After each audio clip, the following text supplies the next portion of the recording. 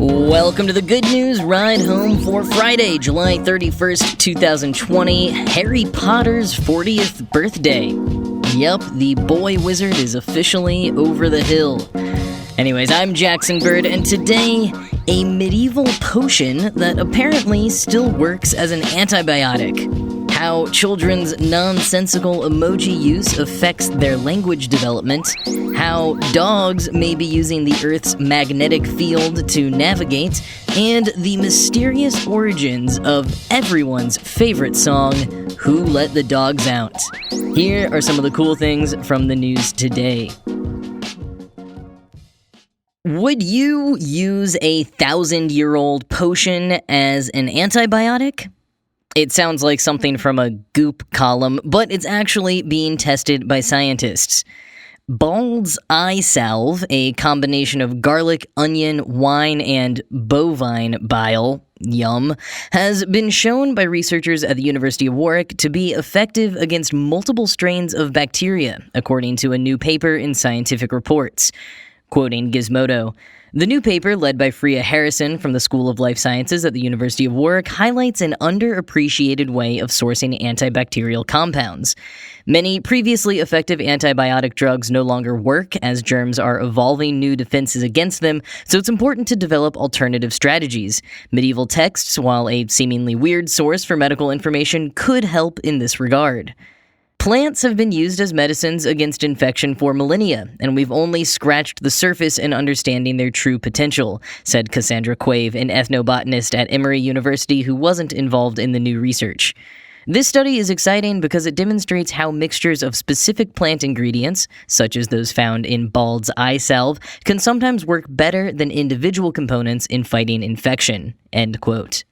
And the recipe for Bald's Eye Salve comes from Bald's Leech Book, an Anglo-Saxon medical textbook written around the year 905. This latest study follows up on a previous one from the University of Nottingham, which found that the Eye Salve recipe was effective as an antibacterial compound against Staphylococcus aureus, or MRSA.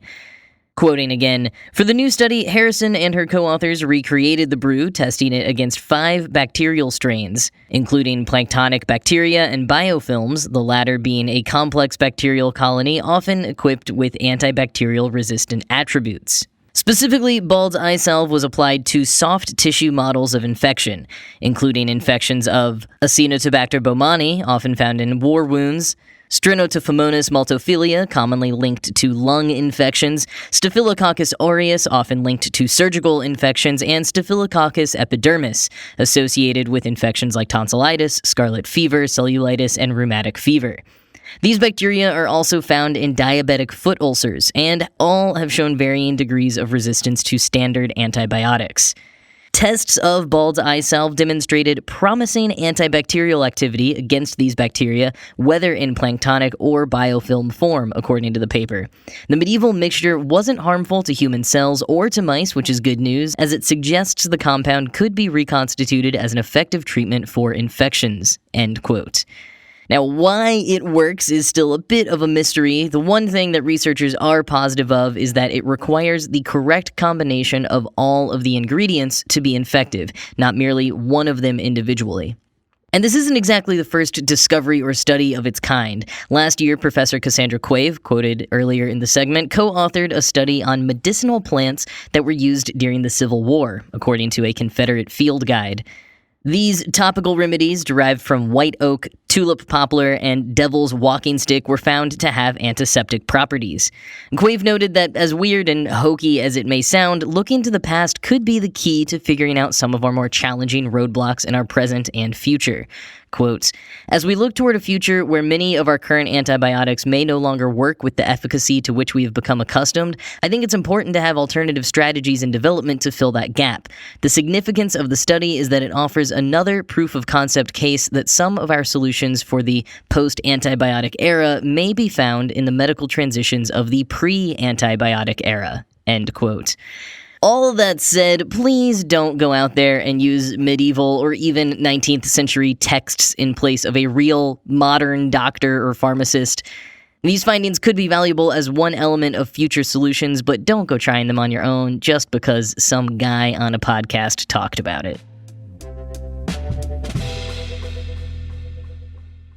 If you have young kids in your life in any capacity, you have probably received or found left on your phone a seemingly nonsensical string of emojis, like a lot of emojis, especially animals, shapes, hearts, stars, and poop emojis. It's like a bowl of Lucky Charms spilled all over your texting app.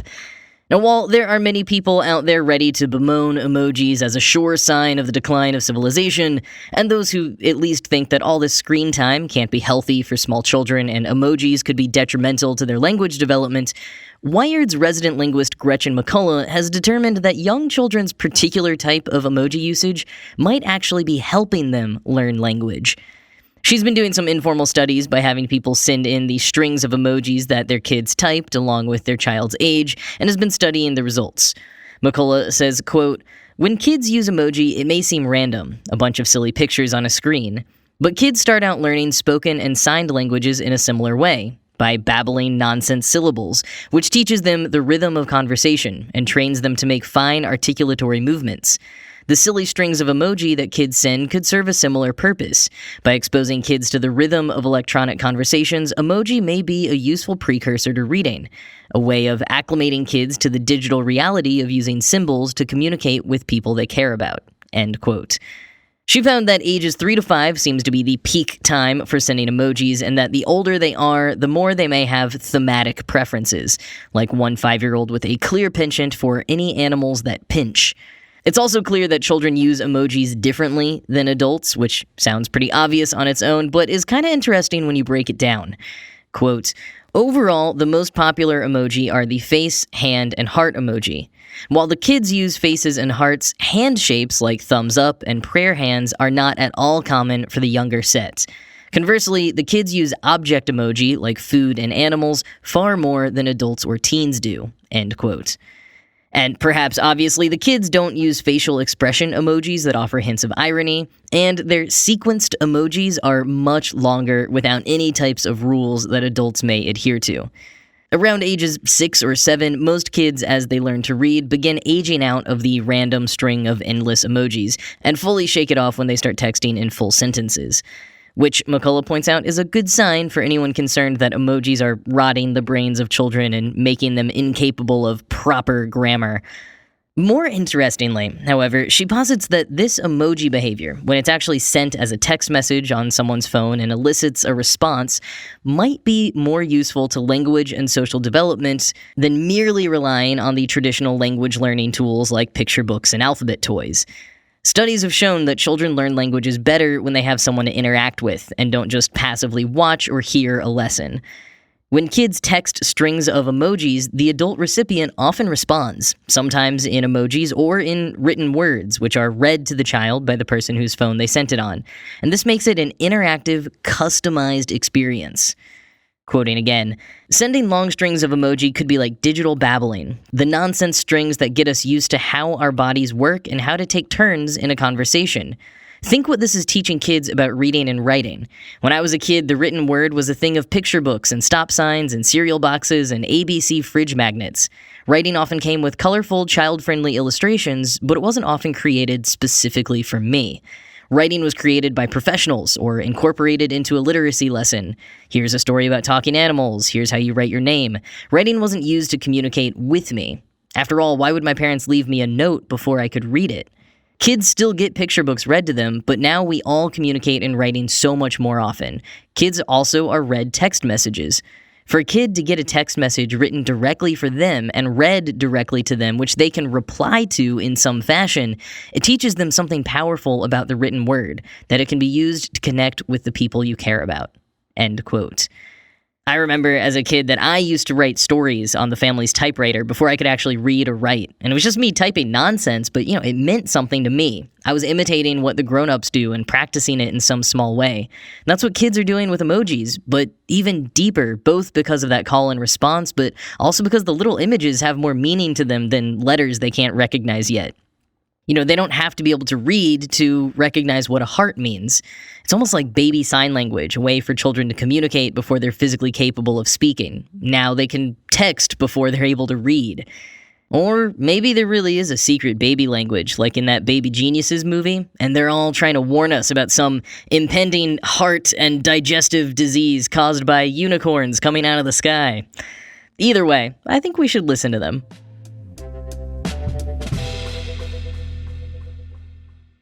So this is a cool new finding about man's best friend. A team of researchers have found that dogs might use the Earth's magnetic field to navigate, an ability called magnetoreception. The team was made up of researchers from Czech University of Life Sciences, Virginia Tech, and Barry University, and based on prior research that indicated dogs might have an ability to sense the magnetic field because of their propensity to orient themselves north to south when doing their business. Which I had never heard before, and I kind of want to test. Like, I don't want to be the weirdo taking out my phone's compass next time I pass a dog relieving themselves on the sidewalk, but, like, I'm tempted. Anyways, in the new study, they conducted 2 experiments, which both involved putting GPS sensors on the dogs and releasing them to run around outside. In one experiment, there were 4 dogs, and in the other, there were 27, but in every case, the dogs quickly returned to the person who released them. Quoting phys.org, "In studying the routes the dogs took, both when heading out on an expedition and when returning, the researchers found they used one of 2 types of return. The first was called tracking, which meant a dog made its way back by following the same path it had taken out, presumably using its nose. The team called the other type of return scouting, because the dogs followed an unfamiliar path to get back to where they had begun their adventure. The researchers also found something else. For a large percentage of the scouting returns, the dogs first engaged in an odd behavior. They ran north-south along a 20-meter length a few times before heading back to their starting point.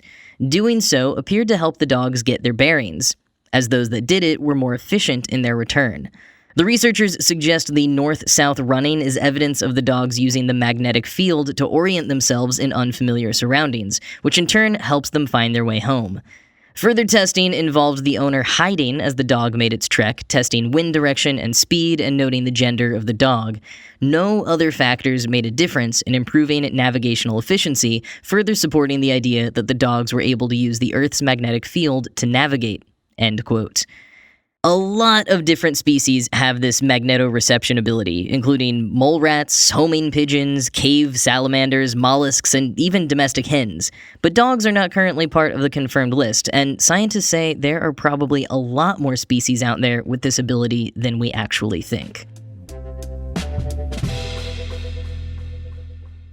Speaking of dogs, with the powers of magnetoreception, perhaps we could finally answer one of the most pressing questions of the last 20 years.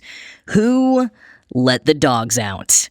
The hottest hit of summer 2000, or at least the one you couldn't escape, winner of the 2001 Grammy for Best Dance Recording, and Rolling Stone's 3rd most annoying song of all time, the Baha Men's Who Let the Dogs Out.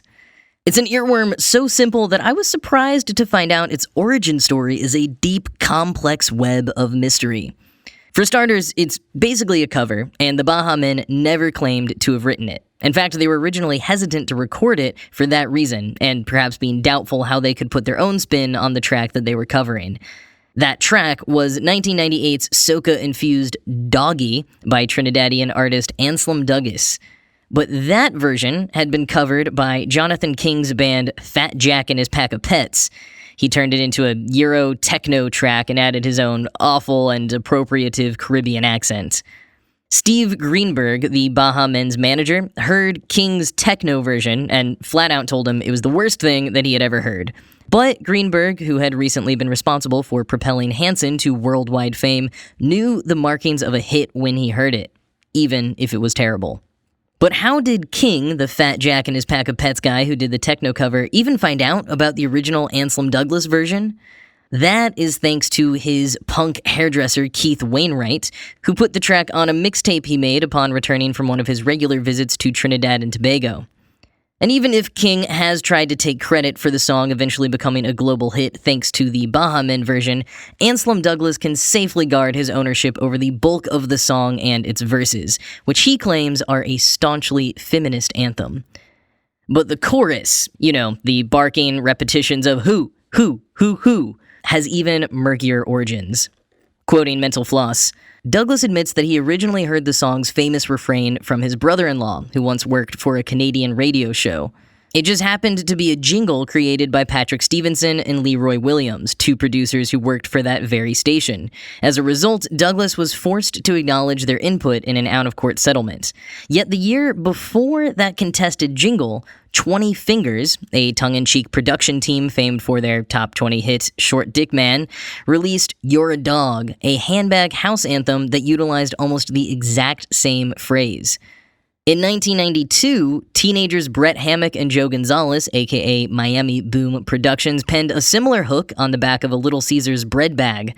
Their case for being the true originators is made even stronger by the evidence of 2 floppy disks filled with recordings of the love to hate chant. End quote. But it gets even wilder. Quoting again, a video taken at Austin's Reagan High School suggests its call and response was also first introduced in a much earlier sporting context, a football pep rally, way back in 1986. End quote.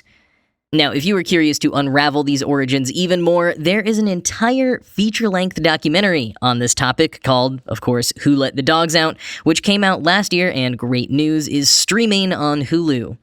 The film heavily features a man named Ben Sisto who spent 8 years trying to figure out the mysterious origins of the song.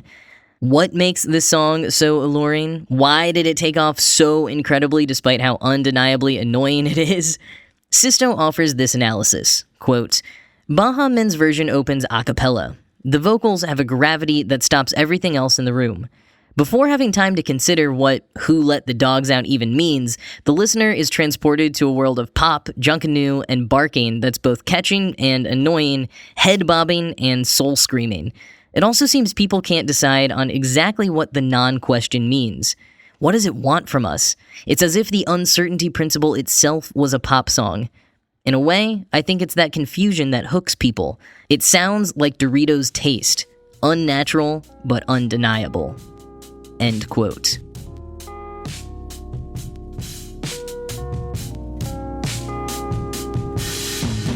That is all for today. As always, this show is produced by Ride Home Media. I am Jackson Bird. I hope you all have a very good weekend, and I will talk to you on Monday.